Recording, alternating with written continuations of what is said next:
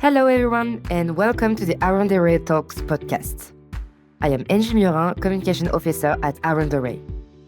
In this podcast, we explore the major challenges facing the reinsurance world through conversations with industry experts. Today, we're talking about AI. Artificial intelligence is everywhere. It's reshaping entire industries, including reinsurance.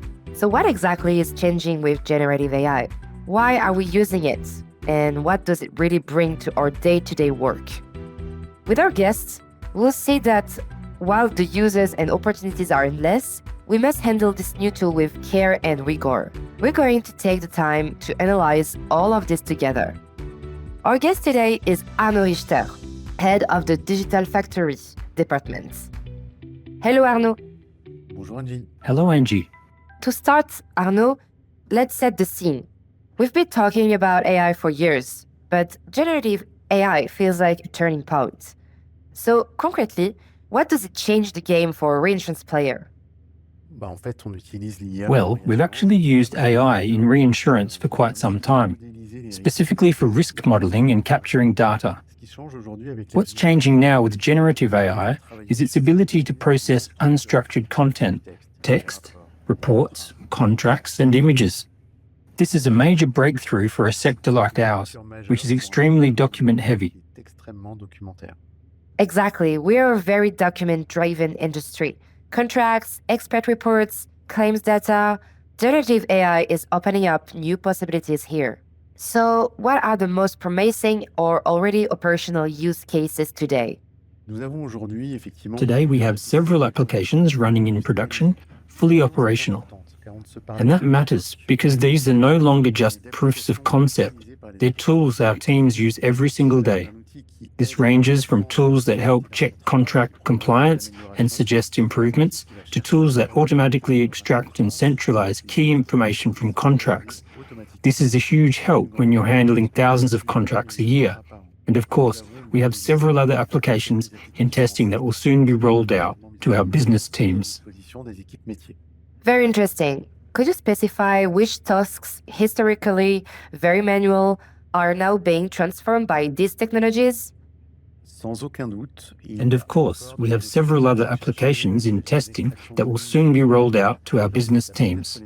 Without a doubt, it's data extraction from our documents. Whether it's reinsurance treaties or accounting documents, previously performance wasn't just there, or you had to spend a long time to get average results using traditional AI algorithms. With those kinds of results, users simply couldn't trust the solution, let alone industrialize it. With generative AI, we achieve very high accuracy with much less development time. In just a few weeks, we can build a very sophisticated application with accuracy reaching 90%. So the potential is clearly there, but turning that potential into real, usable tools takes the right organization. What role does the digital factory play in making that happen? Actually, a digital factory acts as a transmission belt, allowing us to deploy solutions quickly. The key is working with the business teams. It's by taking the time to listen that needs emerge. We aren't here to invent use cases, but rather to bring those ideas to life. Using an agile approach lets us show results fast and adapt. Using an agile approach lets us show results fast and adapt based on user feedback. But from the start, we think about industrialization, not just a technical solution that works for a few cases, but one that works in real life or during peak periods. Finally, our role isn't to create bottlenecks, but to provide a secure ecosystem. For some teams, we handle everything from A to Z. For others, who are more tech-savvy, we simply provide guidance and advice. Ultimately, what matters is meeting the need within a time frame that matches the business stakes. Once these tools are in place, they don't just change processes, they change the way people work. Beyond efficiency gains, is AI reshaping the reinsurance job itself? We're still at the beginning, even if reinsurance has made great strides. At Arundo Re, we've tried to categorize uses by persona. There are different generative AI building blocks for daily office tasks, for process automation, for software development, and finally, for heavier, industrialized business applications. Quite quickly, everyone learns how to adopt these blocks into their daily routine, whether it's to save time, get inspired, work better, or to spend more time on human relationships with clients, or simply to spend more time analyzing the output. Only time will tell, but I often compare it to the arrival of workplace digitalization. That took several years to be fully integrated, even though AI adoption has been very fast from the start. AI opens a lot of doors, but it also raises important questions. Reliability, governance, responsibility. What are the main red flags to watch out for in reinsurance?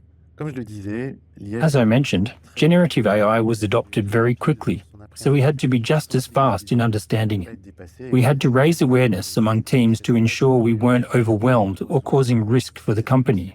There was this wave of belief that AI could solve everything. That what was impossible before was suddenly possible.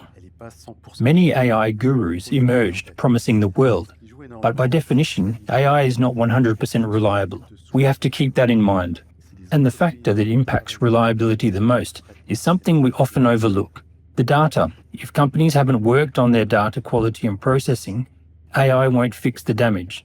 It might even amplify it. That's why securing data and putting the right governance in place is absolutely vital. We need to monitor usage, raise awareness, and ensure core principles are respected. But how does a company like Arundo Re frame the use of these technologies to guarantee their reliability? In several ways. First, we set up a secure, managed platform for business use cases. Next, we educated our employees on how AI works and on best practices, including which tools to use, because there's usage and reliability on one hand, but also the issue of sharing company data with entities that may not be under our jurisdiction. We have to be very vigilant, so we choose tools that prioritize data confidentiality over just performance. Finally, we drafted an AI charter that was validated, shared, and must be signed by every user. This is re-evaluated every year or whenever there's a major change. It's clear that in a business like ours, where decisions have a major financial impact, human expertise remains central. How do you see the right balance between AI and business expertise? That's really the key question. We have to be careful how we integrate AI. It's a tool, not a substitute. It has strengths, it makes us more efficient, saves time, and helps with decision-making. But humans must keep their place and not give it up out of convenience. The human remains the user, and ultimately the one responsible and the sole judge of the answers. We can't hide behind the AI told me so. We must stay alert. Generative AI is fast, but we are the ones who remain human. This is an opportunity to do the analytical work we didn't have time for before, to spend more time with internal and external clients, or to imagine new solutions.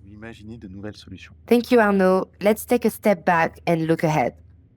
If we project ourselves 5 years into the future, what role do you see AI playing in the reinsurance profession? It's hard to say because things are moving so fast, but I think AI will be adopted at every level of the company, from office tasks and processes to easier software development and covering the concept of the augmented reinsurer.